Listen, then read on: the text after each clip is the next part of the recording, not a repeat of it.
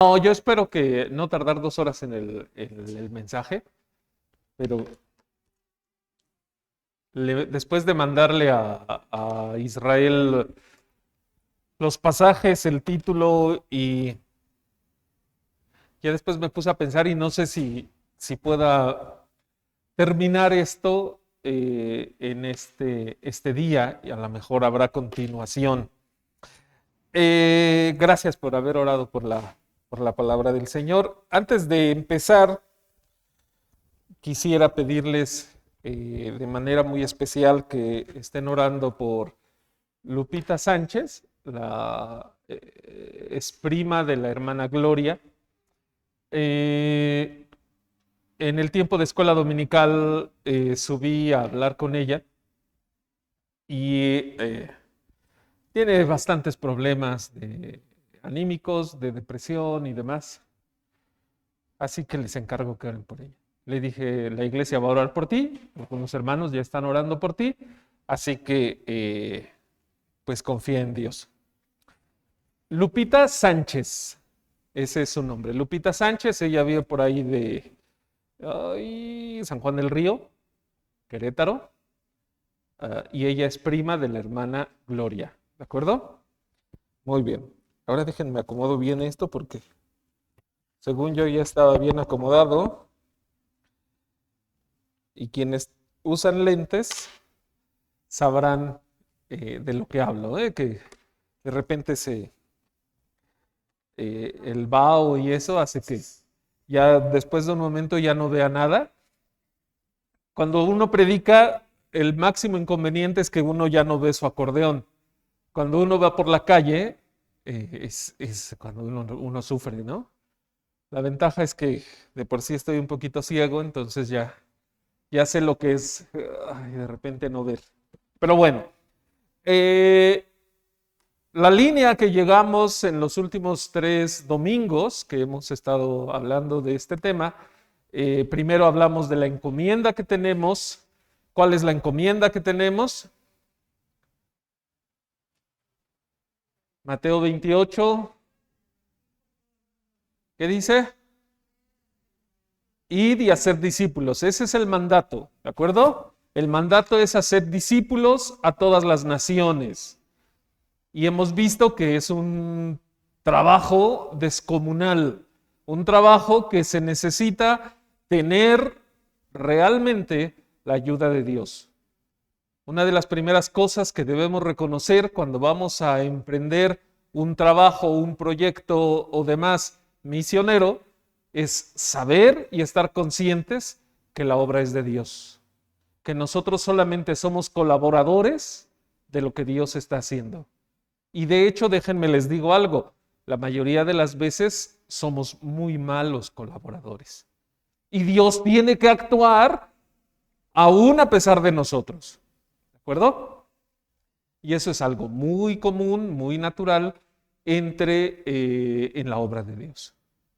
Creo que ya se los he dicho, un pastor de muchos años, 30 años tenía en el ministerio, le pregunté un día, ¿y qué es el trabajo misionero? Él trabajaba en Barcelona y él me dijo, hermano, el día que te des cuenta que solo eres espectador de lo que Dios hace, ese día sabrás lo que es el ministerio. Y no tengo 30 años en el ministerio, la verdad es que tengo muy pocos años, pero tiene completamente la razón este hermano. El trabajo es muy, muy difícil de realizar. Muy difícil. La encomienda es una encomienda de proporciones divinas, pero Dios tuvo, a través de Jesucristo, tuvo la idea de encargar esto a su iglesia. Id y haced discípulos a todas las naciones. Y como iglesia, no deberíamos de anhelar hacer menos. ¿De acuerdo? El segundo tema que estudiamos fue hablar de la iglesia de Antioquía. La iglesia de Antioquía es el modelo de iglesia misionera, el modelo de iglesia que cumplió la gran comisión de acuerdo a sus recursos, de acuerdo a también su fe y sobre todo su obediencia a Dios. Fueron los primeros que enviaron al prototipo de misionero que nosotros vemos en la Biblia. El prototipo de un misionero es el apóstol Pablo. ¿Sí? Algunos enseñan, y es correcto, y dicen, Dios solamente tuvo un hijo y su hijo fue misionero, el Señor Jesucristo. Y así es, lo envió a predicar, lo envió a nosotros para rescatarnos a nosotros, a darnos ejemplo, a ser discípulos. ¿De acuerdo? Pero el Señor Jesucristo no fue enviado por una iglesia. ¿Sí? Entonces el modelo que vemos nosotros en la Biblia, en el libro de Hechos, es la iglesia de Antioquía. La iglesia de Antioquía tiene muchísimas características que estuvimos viendo iba a decir la clase pasada, pero bueno, la predicación pasada. Y vimos acerca de qué características tenía la iglesia de Antioquía. Y yo no sé si a ustedes, pero a mí, por ejemplo, cuando veo las características de la iglesia de Antioquía, a mí se me antoja tener no una ni dos de esas características, sino todas las características. Las 7 que vimos, pero seguramente hay muchísimas más. ¿Por qué? Porque fue una iglesia que se atrevió a cumplir completamente, déjenme decirlo así, yo no sé por qué se me vino esta palabra, integralmente la gran comisión. Hasta ese momento, la iglesia en Jerusalén no lo hizo. La iglesia en Jerusalén se quedó solamente en Jerusalén, en Judea y llegó a Samaria. No fue más allá, voluntariamente. La iglesia de Antioquía sí voluntariamente dijo, Dios los llama, ahí están. Probablemente iban a perder cosas. La iglesia de Antioquía, ¿ustedes creen que iban a perder cosas? Por supuesto que iban a perder cosas. 2 líderes muy importantes dentro de la iglesia, Bernabé, el pastor principal, y Saulo. De los 5 que trabajaban arduamente, los 5 pastores de la iglesia, el primero y el quinto, y los otros 3 continuaron trabajando. ¿Perdieron algo? Humanamente hablando, sí. Yo no me imagino cómo eran Bernabé y Pablo predicando la palabra de tal forma que la Biblia dice en Hechos 11 que estuvieron enseñando, predicando y trabajando de tal forma que en ese lugar, Antioquía fue el primer lugar donde se le llamó a los discípulos como cristianos. Eran efectivos para compartir el evangelio. Seguramente si nos comparamos con ellos, uno queda pequeñísimo comparado con ellos, porque su deseo era muy grande, su deseo era muy importante. ¿Saben cuál es mi único consuelo? Mi único consuelo es que la Biblia dice, vale más perro vivo que león muerto. ¿Sí han escuchado ese pasaje? Así dice, vale más perro vivo que león muerto. Y ese es mi consuelo por lo siguiente. El apóstol Pablo, Bernabé y los grandes héroes de los cuales se han escrito libros, muchos de ellos están en la presencia del Señor, están muertos. Y no queda de otro de ellos más que el ejemplo, más que el ánimo de poder, al igual que ellos, cumplir la voluntad de Dios. Y yo no sé tú, pero yo la verdad me considero un perro delante de Dios. Yo no soy un león delante de Dios. Probablemente soy un perro y ni siquiera el Canelo que anda por ahí, que da miedo, a lo mejor el felpudo ese que ni miedo da, ¿no? Hay una diferencia muy grande. Tú ves al Canelo y te da miedo. El felpudo no, te da así como lástima y le darías una patada con más confianza que al Canelo, porque el Canelo se ve fuerte. Yo me consideraría como el felpudo ese comparado con estos hombres de Dios que hicieron cosas en Dios, pero hicieron cosas muy importantes. Y ese es mi consuelo, vale más perro vivo que león muerto. ¿Sabes por qué? Porque Dios no va a resucitar a Pablo, Dios no va a resucitar a Bernabé, Dios no va a resucitar a nadie para que tú cumplas la comisión que Dios nos ha dejado. ¿Estás de acuerdo conmigo? Dios no los va a resucitar. Dios no va a resucitar a esos hombres para que vengan aquí, para que impulsen a Bethesda, para que Bethesda cumpla la gran comisión. Dios no va a hacer eso. Dios no lo va a hacer. ¿Estás de acuerdo conmigo? Creo que no todos están de acuerdo conmigo, pero déjame te digo, Dios no lo va a hacer. Si esa es tu esperanza, bueno, es que necesitamos un Pablo, necesitamos un Bernabé. Te tengo una mala noticia, Dios no los va a resucitar. Y Dios quiere que esta iglesia cumpla lo que se le ha encomendado. ¿De dónde va a sacar Dios los recursos humanos para cumplir? Para que nosotros cumplamos su voluntad. ¿De dónde? Voltea y ve a los que tienes a tu alrededor. Voltea y velos. Dios va a sacar, Dios va a usar a nosotros. Y a los que sean ganados a través de nuestro testimonio. ¿De acuerdo? ¿A poco no les emociona eso? A mí sí. Me pone así. ¿Sabes por qué? Porque mientras más difícil veas que sea cumplir la orden, más honra y gloria se llevará el Señor. Y mi oración es que un día tú y yo podamos, si sobrevivimos, podamos ver lo que Dios esté haciendo. Y lo único que podamos hacer es honrar y glorificar a aquel que es digno de esa honra y gloria, porque nosotros solamente fuimos espectadores de lo que Él quería que hiciéramos.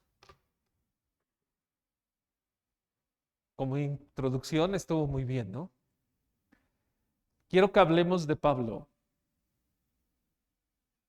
¿Estás de acuerdo que Pablo fue un gran instrumento en las manos de Dios? Yo creo que eso no lo tenemos a discusión. Es el ejemplo del misionero que podemos anhelar tener. Creo que no está a discusión. Pero déjame te digo una cosa. Pablo, cuando en Hechos 9:15, Dios le dice a Ananías, instrumento escogido me es este para llevar mi nombre en presencia de los gentiles y de reyes y de los hijos de Israel. ¿Sabes cuál era la condición de Pablo? ¿Sabes cuál era? Nada que ver con esto que está diciendo Dios de él. Nada que ver. Perdón, no puse la hora. Así que ya se imaginarán la que les espera. Normalmente pongo el cronómetro, inicio y a partir de ahí es 1 hora. Creo que ya llevo 20 minutos, pero bueno. La condición del apóstol Pablo en este momento no es la condición de un hombre, ni siquiera es la condición de Saulo de Tarso. No lo es. Saulo de Tarso era una persona inteligente, era un rabino, con un carácter muy fuerte, con una encomienda muy importante y que, entre otras cosas, había él consentido en la muerte de Esteban. Algunos creen que no solamente hizo eso, algunos creen que torturaban a los cristianos para que apostataran de la fe. Algunos creen que eran todas las cosas que hacía Pablo. Y Pablo entonces pide cartas porque quiere ir a Damasco. Y en el camino a Damasco tiene un encontronazo con Dios. Jesucristo se le aparece en medio de una luz y le dice, Saulo, Saulo, ¿por qué me persigues? Dura cosa te es dar coces contra el aguijón. Pablo cae, Saulo cae, dice que queda ciego, si no recuerdo mal, durante 3 días, queda ciego, a tientas entra a Damasco y se encierra en una casa esperando a ver qué Dios tiene de él. Y es en ese momento cuando Dios le dice a Ananías, instrumento escogido me es este para llevar mi nombre en presencia de los gentiles y de reyes y de los hijos de Israel. Yo no me imagino a Ananías cuando le dice Dios esto. ¿Qué habrá pensado Ananías? No sé qué haya pensado Ananías, lo único que sé es que obedeció.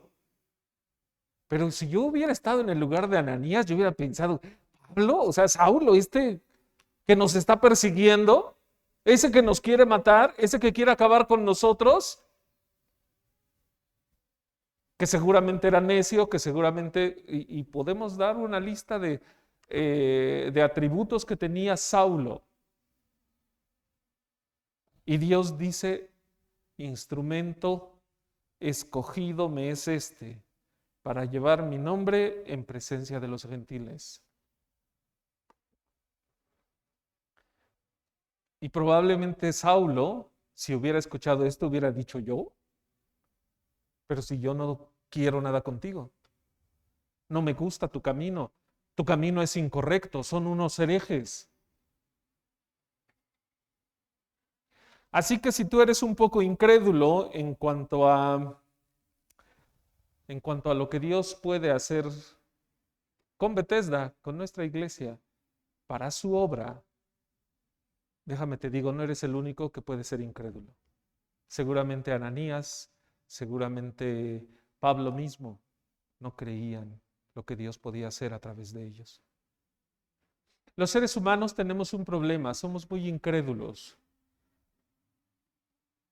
Muchísimo, muy incrédulos. Y el otro problema es que nos ahogamos en un vaso de agua. Las tormentas, las dificultades las magnificamos de manera que a veces no ocurren tantas cosas como nosotros pensamos. Debemos tener cuidado con nuestra cabeza.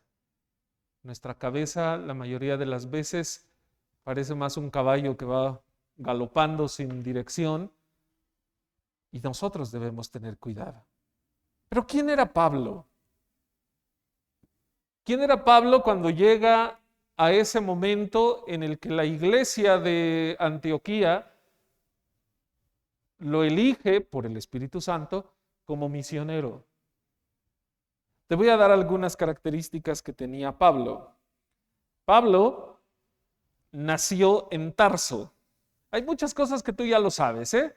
Así que a lo mejor esta predicación más bien es como un recordatorio de cosas del apóstol Pablo. Hechos 21:39 dice así: entonces dijo Pablo, yo de cierto soy hombre judío de Tarso, ciudadano de una ciudad no insignificante de Cilicia.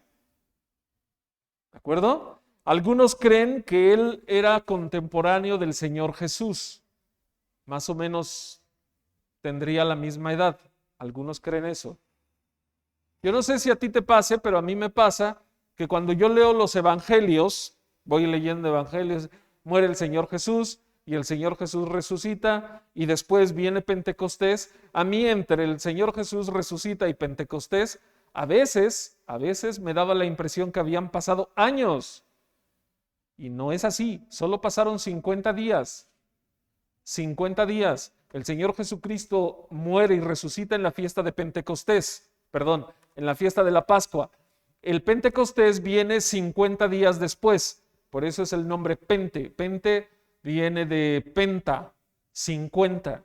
50 días después de que el Señor Jesucristo resucitó, 50 días ocurre el Pentecostés. Y seguramente no fueron más allá de 2 años cuando muere Esteban. ¿Quién consistió en la muerte de Esteban? Saulo. Y Saulo ya era Saulo. Dice la Biblia que era un joven. Y ahí a sus pies depositaron las ropas. Él era de la ciudad de Tarso. Dice, judío de Tarso, ciudadano de una ciudad no insignificante de Cilicia. Déjame te leo lo que dice el geógrafo Estrabón. Ese nombre es re chistoso, ¿no? Estrabón, pero bueno. Él es del siglo I después de Jesucristo. Describe a Tarso, donde nació el apóstol Pablo, así. Los habitantes de Tarso eran grandes amantes de la cultura. Eran nacidos estudiantes de filosofía, las artes liberales y de todas las ramas del saber en general, hasta tal punto que Tarso adelantaba en este aspecto incluso a Atenas y Alejandría. a cuyas escuelas asistían más forasteros que estudiantes de la propia ciudad. En Tarso, en las escuelas que tenían, los estudiantes no venían la mayoría de afuera, eran estudiantes de la misma ciudad. Y según Estrabón, se podría considerar en términos actuales como una ciudad universitaria. ¿Sí? La mayoría de la gente, las ciudades universitarias en otros países no son como aquí. Aquí decimos, la ciudad universitaria, ¿y en qué pensamos? Un montón de edificios donde hay escuelas, ¿de acuerdo? Normalmente en otros países la ciudad universitaria no es eso. La ciudad universitaria está la universidad y la mayoría de la gente que vive ahí, el motor económico es la universidad. Vienen de otras partes del mundo o de la provincia, viven ahí y la gente se dedica muchas veces a trabajar dentro de la universidad o al menos a dar posada y alquilar cuartos a la gente que viene de fuera. La universidad es casi el centro de la economía. Evidentemente en nuestra Ciudad de México, ciudad universitaria, es un puntito comparado con toda la ciudad. Y alguna vez me contaron de un europeo que llegó a Ciudad Universitaria y se espantó cuando vio Ciudad Universitaria. Porque su pueblo, que tenía una universidad, era del tamaño de Seúl. Y seguramente habrá algún lugar así. Los pueblos en Europa son muy pequeños. No crean que son como la Ciudad de México. No son así. Alguien que vea Ecatepec en tamaño se espantaría y en cantidad de gente muchísimo más. Eso era Tarso, era una ciudad importante. El apóstol Pablo dice una ciudad no menor, ¿sí? Una de las cosas que tenía Tarso es que Tarso era muy cosmopolita, ¿de acuerdo? ¿Qué es muy cosmopolita? Había gente de todos lados, venían, trabajaban y estaban de todos lados. Y eso, de alguna manera, influye en las personas. ¿Por qué? ¿Conocen inmigrantes de otros países que vengan a México? ¿Cuánto tiempo tiene que los conocen? El fenómeno de inmigración en México no tiene más de 5 años y solamente van de pasada porque quieren llegar a la tierra prometida en el norte. ¿De acuerdo? Imagínense que un día decidan quedarse aquí. Entonces los mexicanos que somos tan amorosos, tan abiertos,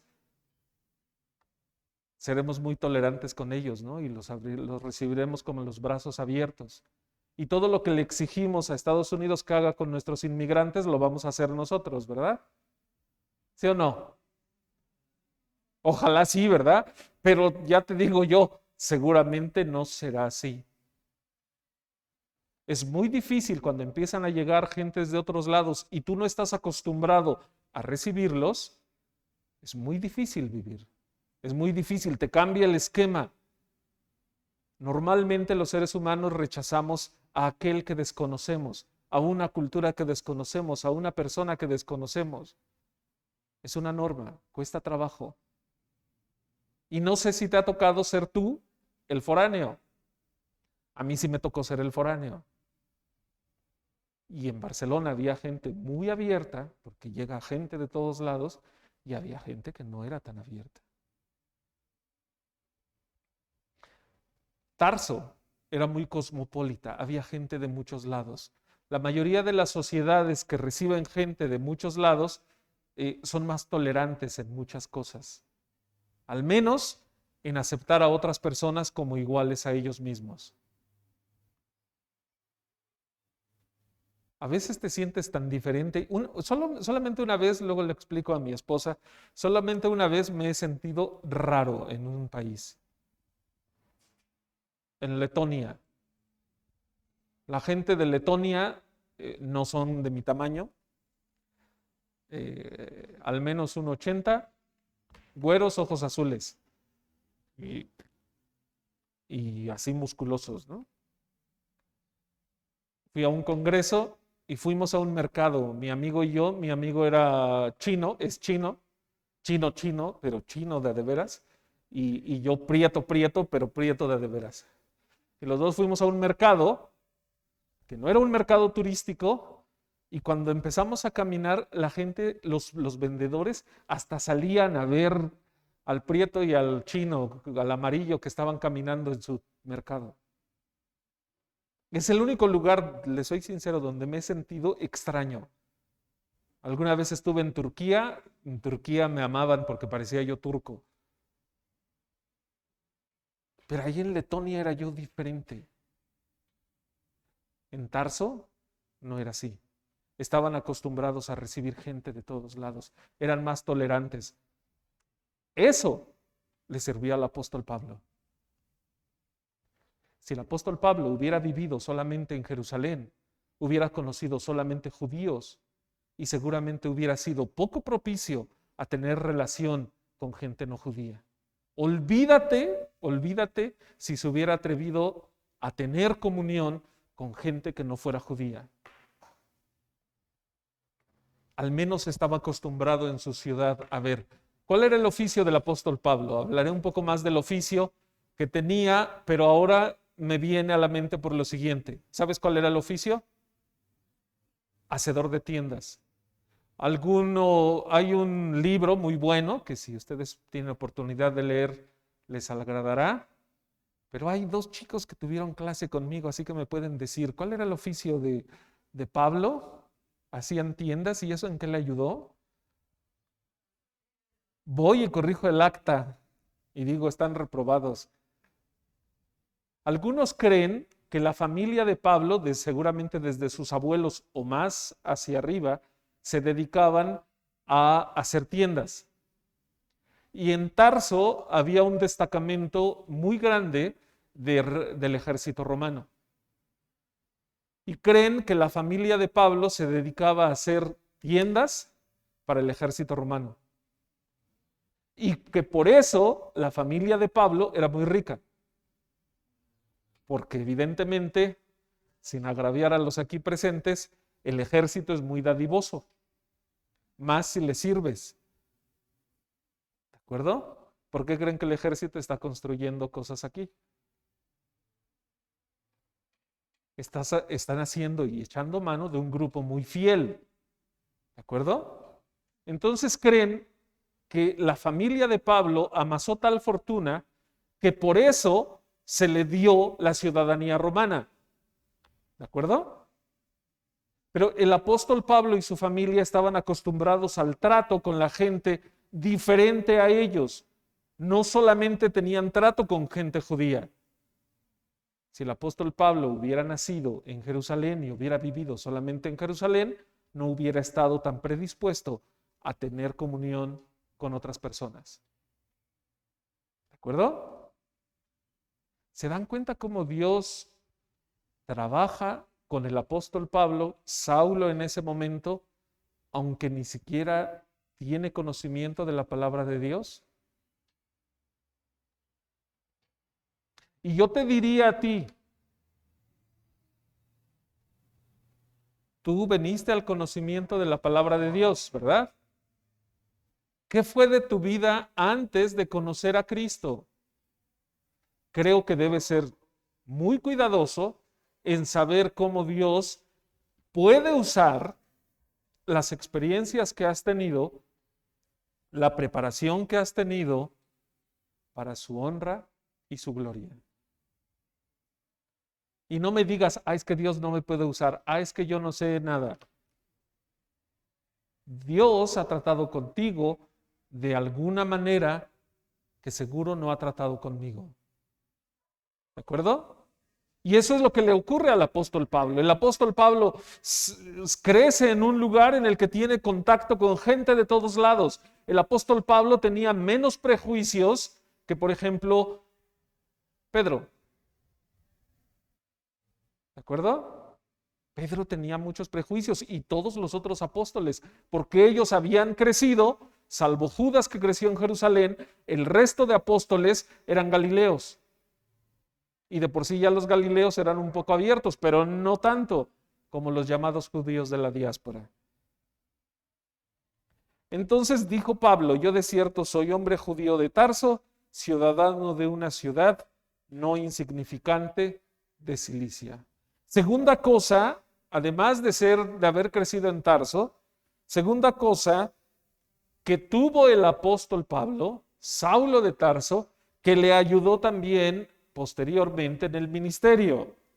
Hechos 22 del 25 al 28 dice: pero cuando le ataron con correas, Pablo dijo al centurión que estaba presente: ¿os es lícito azotar a un ciudadano romano sin haber sido condenado? Cuando el centurión oyó esto, fue y dio aviso al tribuno diciendo: ¿qué vas a hacer? Porque este hombre es ciudadano romano. Vino el tribuno y le dijo: dime, ¿eres ciudadano romano? Él dijo: sí. Respondió el tribuno: yo con una gran suma adquirí esta ciudadanía. Entonces Pablo dijo: pero yo lo soy de nacimiento. ¿Por qué el apóstol Pablo pudo recorrer todo el imperio romano, buena parte del imperio romano, sin ningún problema? Porque era ciudadano romano. En general, tú eres mexicano, puedes recorrer desde el río Bravo hasta el río Suchiate sin problemas, ¿no? ¿Sí saben ustedes cuál es el río Suchiate? Por ahí nos dijo el chapaneco, ¿no? Claro, el río Suchiate es la frontera entre México y Guatemala. Tú puedes en teoría andar por todas estas partes sin ningún problema. ¿Por qué? Porque sacas tu INE y dices que soy mexicano. Aunque uno tenga cara de ¿cómo se llama? De otro país. No, soy mexicano, aquí está mi INE. ¿De acuerdo? Y algún retén y demás no te pueden hacer nada porque tienes tu identificación, no te pueden mandar a un centro de reclusión para extranjeros, no te pueden hacer ese tipo de cosas. Esa es la situación del apóstol Pablo. El apóstol Pablo era ciudadano romano, le hacía acreedor de ciertos beneficios, por supuesto. El que acabamos de leer era uno de ellos. No se le podía azotar a un ciudadano romano, no se le podía azotar. Estaba prohibido. ¿Sabes cómo murió, de acuerdo a la tradición, cómo murió el apóstol Pablo? Decapitado. ¿Sabes por qué? ¿Por qué? ¿Por qué murió decapitado el apóstol Pablo y no crucificado? Porque era ciudadano romano y la crucifixión solamente estaba reservado a los esclavos. Por eso el Señor Jesús, a los esclavos rebeldes, por eso el Señor Jesús cuando muere crucificado, tiene mucho sentido el libro de Filipenses cuando dice: porque se humilló a sí mismo haciéndose hombre, y siendo hombre se humilló a lo sumo, haciéndose obediente a la muerte de cruz. Porque el Señor Jesús murió como un esclavo rebelde. Un ciudadano romano no podía estar colgado en una cruz. La muerte para un ciudadano romano era decapitarlo. ¿Por qué? Porque déjenme decirlo de esta manera: la muerte de un ciudadano romano debía ser más humana que la muerte de un esclavo. El apóstol Pedro, si no recuerdo mal, dicen que fue crucificado de cabeza. ¿Saben por qué fue crucificado de cabeza? Porque dicen que él dijo: yo no quiero morir como mi maestro, no soy digno de morir como él, crucifíquenme de cabeza. Y algunos otros apóstoles, ahora se me olvida nombres, hubo otros apóstoles que también murieron crucificados. ¿Sabes por qué murieron crucificados? Porque no eran ciudadanos romanos. ¿Sabes por qué el apóstol Pablo pudo apelar a César? El libro de Hechos nos dice que él apeló a César y él dijo: apelo a César. ¿Sabes por qué? Porque era un derecho de los ciudadanos romanos. Si tú y yo hubiéramos estado en esos años y hubiéramos dicho, apelo a César, te hubieran dicho, pues felicidades. Y te hubieran matado inmediatamente. Pero el apóstol Pablo, cuando apela a César, ¿qué es lo que ocurre? Roma le paga un viaje, un tour directo hasta el trono del César, donde él podía defenderse de las acusaciones que tenía. Por eso es muy notable cómo termina el libro de Hechos. El libro de Hechos empieza con la resurrección del Señor Jesús, con el Evangelio en Jerusalén, en un lugar minúsculo del Imperio Romano, y termina con el apóstol Pablo en Jerusalén, en Roma, a punto de defenderse delante del César. El desarrollo de este libro nos muestra el desarrollo del Evangelio desde un lugar de la provincia romana hasta la capital romana y a punto de que se le predique al César. Pablo pudo predicarle a César porque era ciudadano romano. La ciudadanía romana le dio muchos privilegios y también nos dice que el apóstol Pablo, Saulo de Tarso, no era una persona común y corriente del pueblo, de lo que ahora decimos, ¿no? Era una persona que tenía muchos privilegios. El tribuno le dice, yo pagué mucho dinero, ¿tú cómo fuiste? Pues yo de nacimiento. Era el pequeño, ¿no? De nacimiento. Tercera cosa que también tenía era su herencia judía. Parece ser que el apóstol Pablo, Saulo, era judío. Filipenses 3:5, que esta cita no se la pasé a Israel, pero dice, circuncidado al 8º día del linaje de Israel, de la tribu de Benjamín, hebreo de hebreos, en cuanto a la ley, fariseo. Déjame hacerte notar lo siguiente. ¿Cómo se llamaba él? Saulo. Saulo es un nombre judío. El nombre Saulo en el Nuevo Testamento, ¿saben qué nombre era en el Antiguo Testamento? Saúl, ¿no? ¿Y de qué tribu era el rey Saúl? De Benjamín. Qué curioso, ¿no? Imagínense qué tan rígida, qué tan cuidadosa, qué tan importante era su educación como judío para que sus padres le hayan puesto Saúl, de la tribu de Benjamín. Tenía nombre de rey dentro de los judíos. Es como si nosotros, no, Tonatiuh no fue rey, ¿no? ¿Qué fue Tonatiuh? Dios. Bueno, es como si usted llega, por ejemplo, y conoce a alguien azteca y se llama Moctezuma, ¿no? Así es. Moctezuma, aunque al final el pueblo lo apedreó, pero era rey, es nombre de un rey. ¿Sí me explico? Y Tona dice, Dios, era un Dios. Se quiere poner arriba todavía. Es los nombres que se le dan a las personas dentro de esas sociedades son muy importantes. La familia le está dando a su hijo el nombre de un rey, Saúl. Y vuelvo a repetir, y encima de la tribu de Benjamín. ¿Y cómo sabemos que el apóstol Pablo fue educado de una manera muy importante en su herencia judía? Te digo una cosa. El idioma hebreo era un idioma que para ese tiempo ya no era un idioma vivo.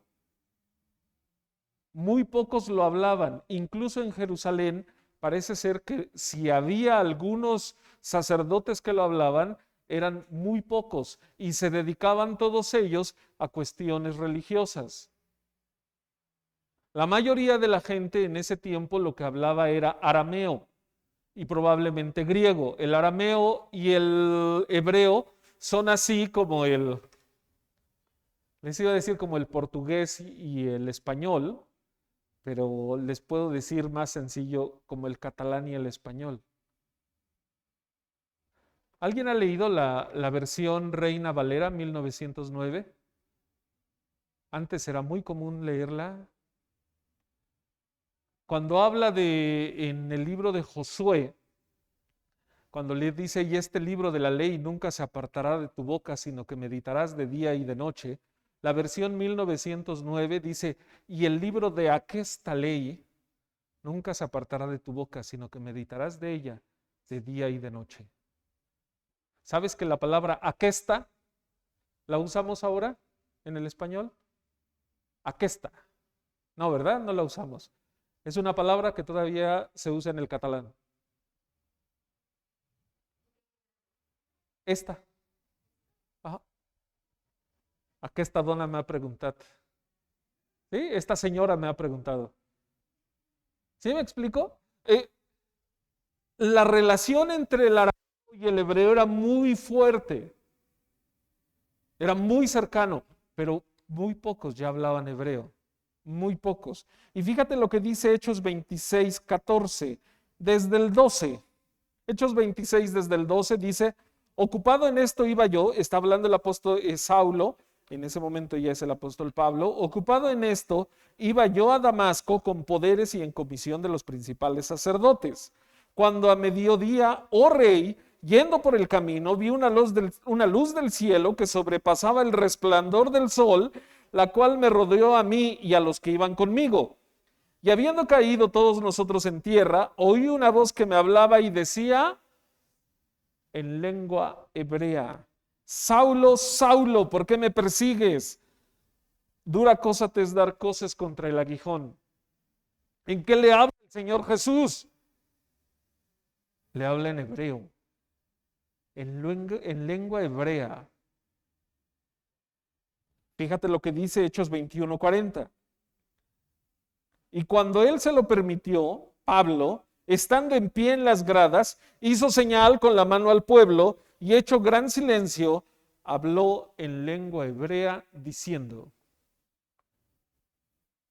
Y si tú lees el versículo 41, dice que la mayoría guardó silencio y voltearon a verlo y lo escucharon porque estaba hablando en hebreo. Porque muy pocos hablaban hebreo. Probablemente lo entendían, pero muy pocos ya lo hablaban. Y si alguien se preocupaba porque sus hijos, incluso ahora, porque sus hijos aprendan su lengua, es porque están orgullosos de sus raíces. La mayoría de nosotros tenemos padres o abuelos que probablemente hablaban algo diferente del español. ¿Por qué no lo hablamos? Yo me incluyo, entre ellos. Mis padres hablaban mixteco, ¿por qué no lo hablamos? Una de las grandes aportes de la conquista fue la conquista cultural. A la gente natural de México se les hizo creer que su cultura era de un valor inferior. Y por eso la mayoría de las lenguas originales se han perdido. Y algunos hablantes son pocos. Y la mayoría de los que son pocos, de los hablantes que quedan, es gente que está muy orgullosa de sus raíces. Pero en general, en algún lugar de la Ciudad de México, difícilmente si alguien habla su idioma, difícilmente todos le dirán, ay, qué padre, sigues hablando Setal, Setzal, Sotzil, Maya, Mixteco, Rarámuri. Difícilmente. Y ese es uno de los grandes problemas de México. No soy muy fan, muchos de ustedes lo saben, de nuestro gobierno actual, pero algo que ha movido un poco la conciencia de muchos mexicanos es el reconocer que la conquista no fue un día de campo. La conquista no fue algo sencillo. La familia de Pablo preservaba el hebreo. Estaban orgullosos de sus raíces. Por eso Pablo, Saulo, fue educado como un judío. Por eso dice judío de judíos, hebreo de hebreos. ¿De acuerdo? Hechos 22:3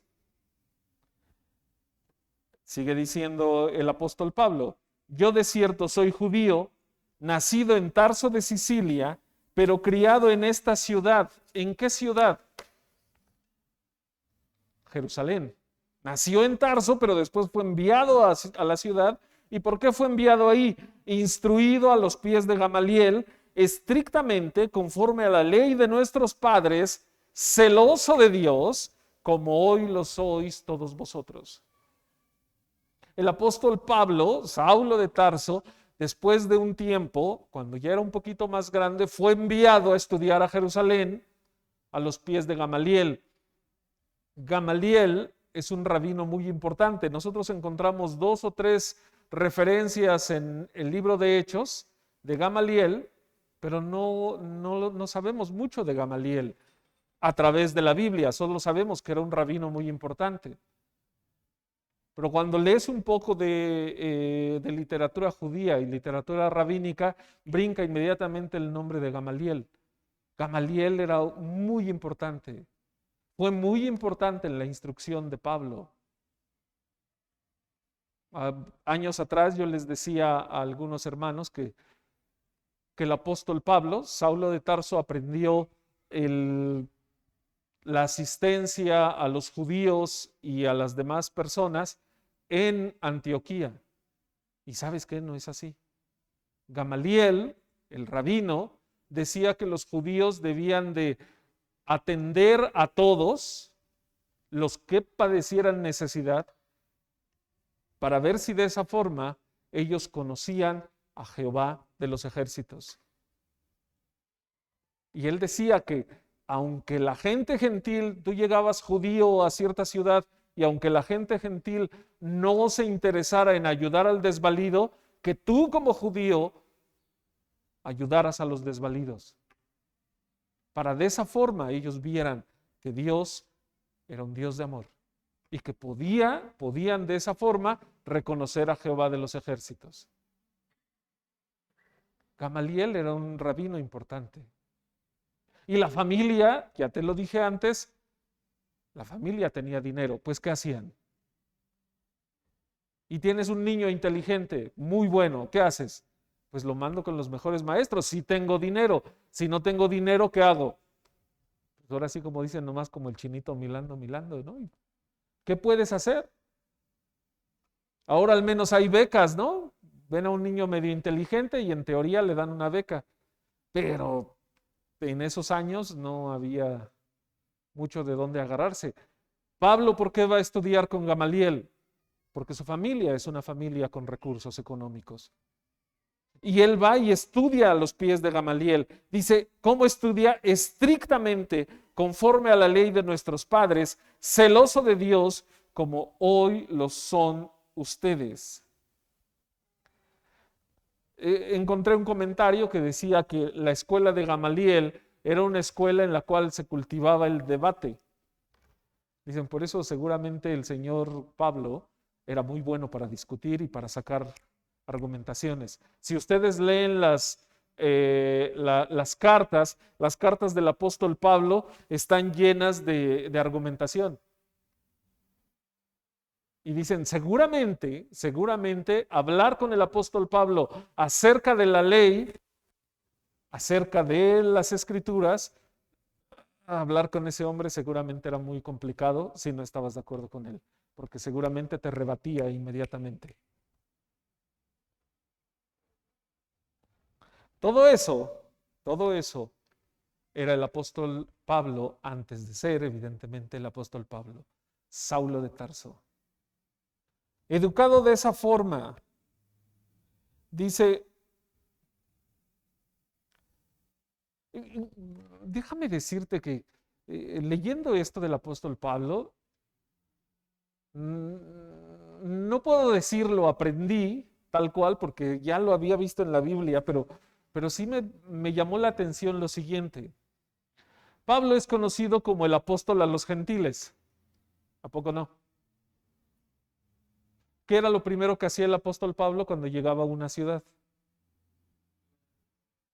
Iba a las sinagogas. ¿En las sinagogas había gentiles? ¿A quiénes les predicaba primero? A los judíos, ¿verdad? Y seguramente el apóstol Pablo, de acuerdo a lo que vemos en la Biblia, ganó muchos judíos. Y eso me agrada por lo siguiente. Si tú quieres servir a Dios, por favor, nunca me digas, es que Dios me mandó para los chinos y solo le voy a compartir a los chinos.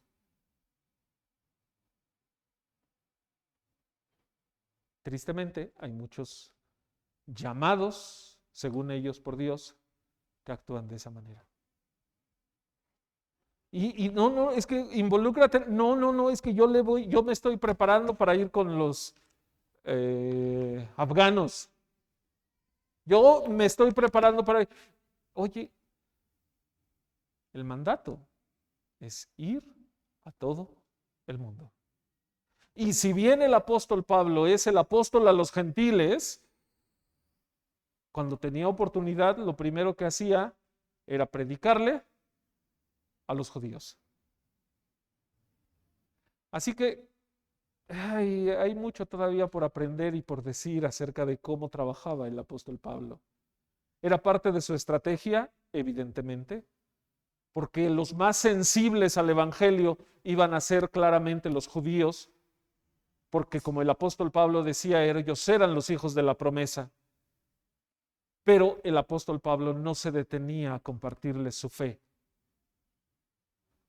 Alguien una vez, hablando del evangelizar, decía, es que yo soy un poco elitista. Y si apenas me rechazan, no, yo no pierdo el tiempo, me voy con otro. Bueno, parece ser que el apóstol Pablo no era tan elitista. Su oficio, Hechos 18:3 dice, y como Pablo era del mismo oficio, se quedó con ellos, Aquila y Priscila, y trabajaban juntos, pues el oficio de ellos era hacer tiendas. Fíjate la cita que encontré acerca de los judíos, de cuál era el pensamiento judío. El pensamiento judío con respecto a tener un oficio era el siguiente: el que no enseña a su hijo, un oficio, es como si lo enseñara a ser ladrón. ¿Saben por qué? Repito el dicho judío. El que no enseña a su hijo un oficio es como si le enseñara a ser ladrón. ¿Por qué?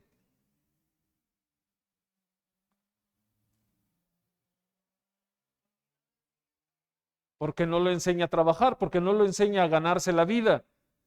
¿Qué se dice de aquel que no trabaja? No tiene oficio ni beneficio. Se dice así, ¿verdad? ¿A poco no? Es la misma idea. Por eso el apóstol Pablo, o sea, nos damos cuenta que sus padres eran muy responsables porque le enseñaron el oficio de la familia, hacedor de tiendas. ¿Qué le trajo de ventaja a Pablo el saber hacer tiendas? ¿Qué le trajo de ventaja? Mantener contactos con personas. Dice la Biblia que Pablo, cuando llegaron el grupo de Pablo, creo que era Timoteo, llegan a la ciudad de Corinto y Pablo está entregado de lleno a la predicación. Justo después de Hechos 18, cuando dice que está trabajando haciendo tiendas. ¿Cómo puede estar entregado a la predicación, dedicado a hacer tiendas? ¿Cómo? Porque tenía conocidos. No estoy en contra de los hermanos que son sostenidos de tiempo completo. No estoy en contra. Y tristemente debo aclararlo siempre que lo digo. No estoy en contra de eso. Si la iglesia puede darle un salario a su pastor, qué bueno. Pero ¿sabes qué? Cuando el pastor no tiene un trabajo, hablando de un pastor, evidentemente de un misionero, pierde contacto con personas que no son cristianas, que no son hijos de Dios. Y todos tenemos obligación de dar testimonio de nuestra fe. Y a veces Nuestro pastor está aislado del mundo. Vuelvo a repetir, y no debería hacerlo. Yo no estoy en contra que se le dé un salario a un pastor que esté sostenido de tiempo completo. Hay hermanos que tienen un testimonio muy fuerte. Pero a veces las iglesias no tienen la capacidad para poderlo sostener. ¿Qué se hace entonces? El pastor va a decir, es que mi salario es de tanto, si no, no le entro. Tristemente no sería pastor, sería un asalariado. ¿De acuerdo? El apóstol Pablo, su oficio no solamente lo usaba para tener contacto con personas que no eran cristianas, también para mantenerse. Porque a lo mejor podemos decirlo de esta manera, ¿eh? A lo mejor el apóstol Pablo era tan cabezota, tan necio, que a los corintios les dijo, de ustedes yo no recibo ofrenda. Eso a los pastores del siglo XX, a nosotros, soy pastor, ay, cómo es complicado, ¿no? O sea, ¿qué le vas a decir a quien más diezma? No, tú no diezmes. Le vas a decir eso porque estás en pecado. Deberíamos, si amamos a Dios, deberíamos hacerlo. Deberíamos tener el valor de confrontar el pecado. Y por eso el apóstol Pablo no aceptaba de Corinto. Y decía, he despojado a otros para servirles a ustedes. Tenía una ventaja el apóstol Pablo. Sabía hacer tiendas. Y era un oficio que no tenía que tenerlo en un lugar fijo. Uy, es que las tiendas nomás se venden en Jerusalén. Si te vas a otro, ahí ya no se venden. No, podía ser un oficio que iba, bueno, de hecho así lo hizo, conforme él iba viajando, él podía llevar a cabo su oficio. Podía sostenerse y al mismo tiempo podía predicar. Déjame te digo una cosa que es muy cierta. Alguien que quiera compartir su fe no se va a esperar hasta ser ordenado como pastor o hasta ser sostenido por una iglesia o ser enviado como misionero. Alguien que quiera compartir su fe lo va a hacer desde el día y desde el momento que él entienda que debe obedecer a Dios. Lo cual, como cristianos de muchos años, normalmente nos mete en problemas. Porque si tú no estás dispuesto a compartir tu fe, ay, déjame te digo, al menos eres desobediente a Dios. Porque tenemos una comisión en Mateo 28, muy clara, id y haced discípulos. Y no estoy hablando de, vamos a hacer el día primero de cada mes, por ejemplo, vamos a hacer un día de evangelismo. Y entonces ya vienes ese día, 2 horas, vas, compartes de Cristo y dices, ya cumplí. No. El compartir tu fe es algo que debes hacer todos los días. Todos los días. No tiene que ver con un horario, no tiene que ver con un lugar, tiene que ver con tu corazón, si estás obedeciendo o no a Dios.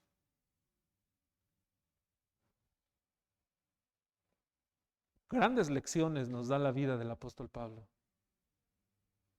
y que nos retan a nosotros. ¿Qué estamos haciendo? ¿Qué estamos haciendo? El apóstol Pablo tenía un objetivo muy claro: obedecer la gran comisión, obedecer a aquel que él primero odiaba y que se le presentó de manera directa y que habló a su vida y a su corazón y cambió su vida. ¿Tu vida ha cambiado? ¿Qué tal ha cambiado tu vida cuando viniste al Evangelio? ¿Tu vida ha cambiado? ¿Recuerdas lo que le dijo el Señor Jesús a Judas cuando le estaban lavando los pies al Señor Jesús? El Señor Jesús le dijo a Judas: al que se le perdona mucho, ama mucho. Por eso esa mujer estaba llorando. ungiéndole los pies, porque ella amaba mucho, porque se le había perdonado mucho. Déjame preguntarte, ¿cuánto te ha perdonado el Señor Jesús? El apóstol Pablo lo tenía claro. Por eso cambió radicalmente su vida. Su vida ya no volvió a ser la misma y se volvió, después de ser alguien de mucha reputación, se volvió alguien apestado para los judíos. Su vida cambió radicalmente. ¿Por qué? Porque Dios, Jesús, le perdonó mucho. ¿Cuánto te ha perdonado el Señor Jesús? ¿Cuánto crees tú que te ha perdonado el Señor Jesús? ¿Cuánto creemos que el Señor Jesús nos ha perdonado? Tristemente, creo que la mayoría de nosotros no creemos que el Señor Jesús nos haya perdonado mucho. Incluso a veces creemos que el Señor Jesús se sacó la lotería con nosotros como hijos. No es así. No es así. ¿Sabes? El valor que tenemos tú y yo es solamente por la sangre de Jesucristo, por el perdón que Él nos dio, no por otra cosa. Esa es la gracia de Dios. Como les dije, no voy a poder terminar hoy. Esta historia continuará. Dígame, hermana.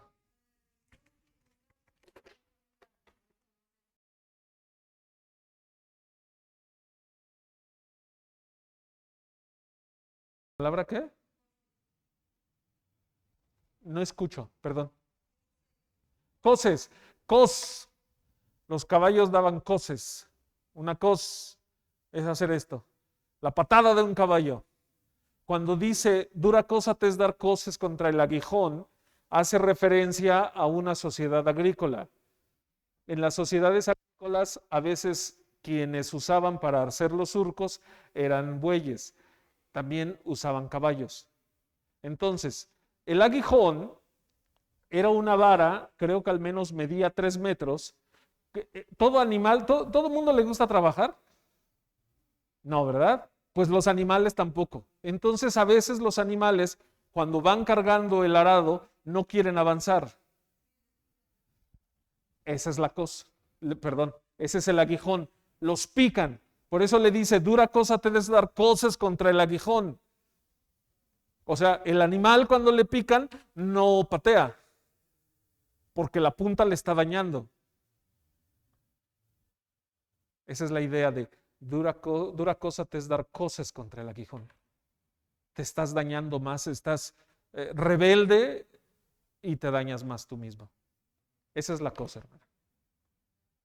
Muy bien. Vamos a dejarle aquí, vamos a hacer una oración y meditemos en la vida del apóstol Pablo.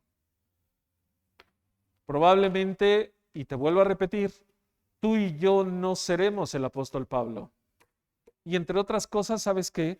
Gracias a Dios que no somos el apóstol Pablo. Porque mientras menos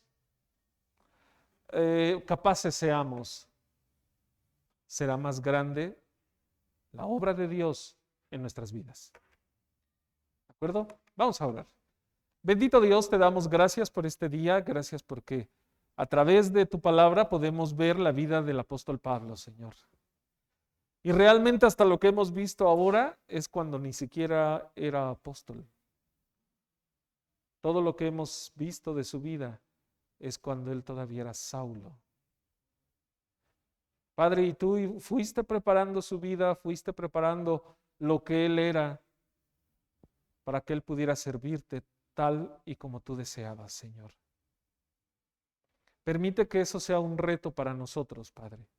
Que podamos ver en nuestras vidas de qué forma tú has actuado, qué es lo que tú has permitido que nosotros vivamos, qué aptitudes tenemos y que estemos dispuestos, Padre, a dártelas para tu honra y para tu gloria. Ayúdanos, Señor, a hacer bien la encomienda que tú nos has dado. Perdónanos, Señor, porque muchas veces decimos que no tenemos habilidad, Muchas veces decimos que no sabemos cómo hacerlo y a veces somos sinceros, Señor. Quita, Señor, la venda de nuestros ojos. Quítala, Señor, para que nosotros podamos compartir tu palabra de manera correcta, para honra y gloria tuya. Y que usemos, Señor, todas las cosas que tenemos en nuestra vida, Señor. Muchas de ellas probablemente no son agradables a nosotros, pero Padre, yo sé que muchas veces tú lo usas para dar consuelo, para dar una palabra de aliento, pero sobre todas las cosas para dirigir a las personas hacia tus plantas. Usa nuestra iglesia, Señor. Esa es nuestra oración, Padre, y que nosotros dejemos que nos uses. A ti la honra y la gloria, en el nombre de tu Hijo amado Jesús. Amén.